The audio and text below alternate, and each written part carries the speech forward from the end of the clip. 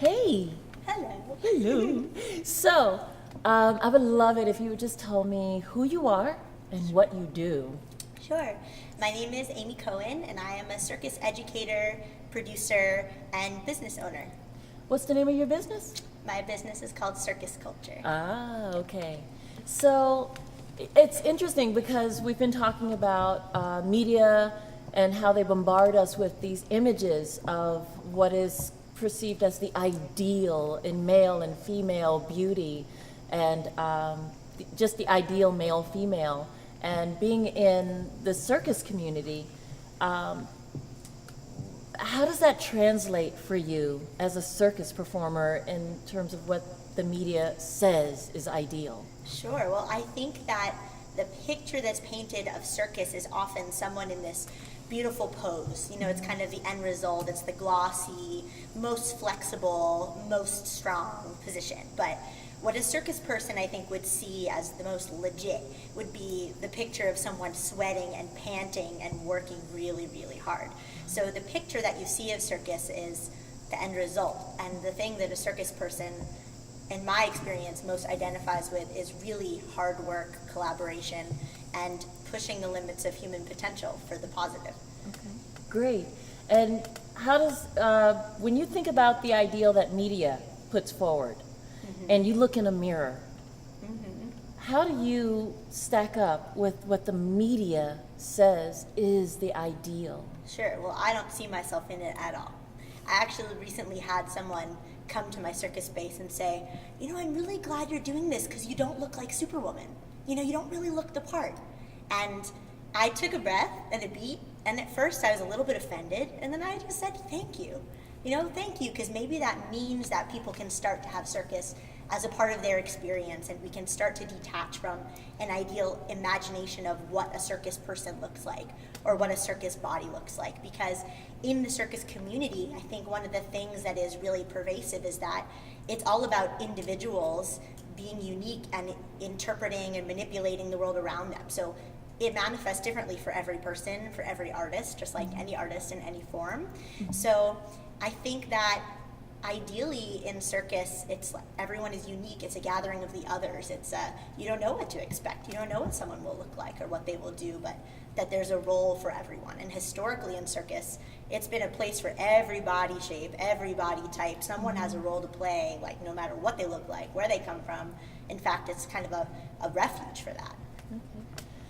It's interesting you say that because someone we talked to earlier cited the circus body, and I think they were probably thinking along the lines of Cirque du Soleil and those posters that you svelte. see. Yes. Yeah. So Yeah. when you look at, say, a person, a personality, or a celebrity, or even someone from the Cirque du Soleil ideal. What is someone, maybe not now, but at some point in your life you went, I want to look like that person? You know, I can't put my finger on anyone that I want to look like, because I just feel like any attempts I've ever made at that haven't been successful. And the things that have felt most successful has been just honoring who I am, where I am, and going for whatever my personal goals are, which is a thing that's about circus, is it's a cooperative hybrid of art and sport. It's not competitive. So although there are images of that kind of elite circus body, I think that, like when I think of the people I most admire, I think of someone like Wes Peden, who's a juggler, who wears like really incredible outfits. He's like making juggling cool. He's taking juggling into the next eon, and that's what I admire. But he's 6'5", and I'll never look like him.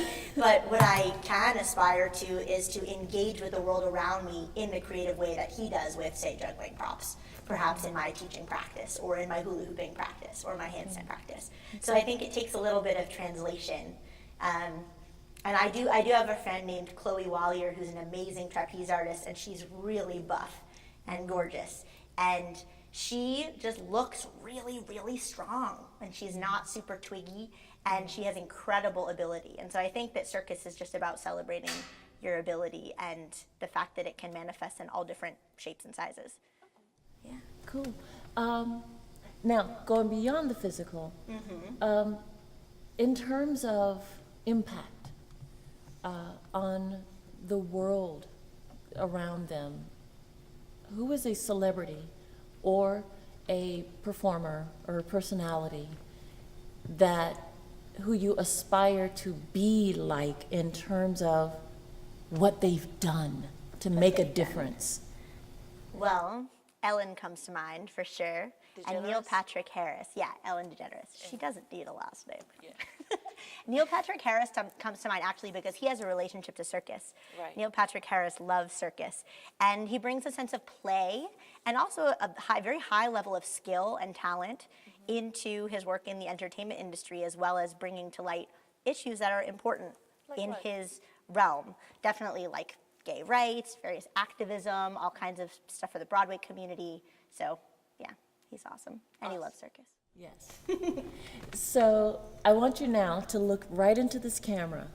This camera right here beside you. Oh, that camera. Yes, this one.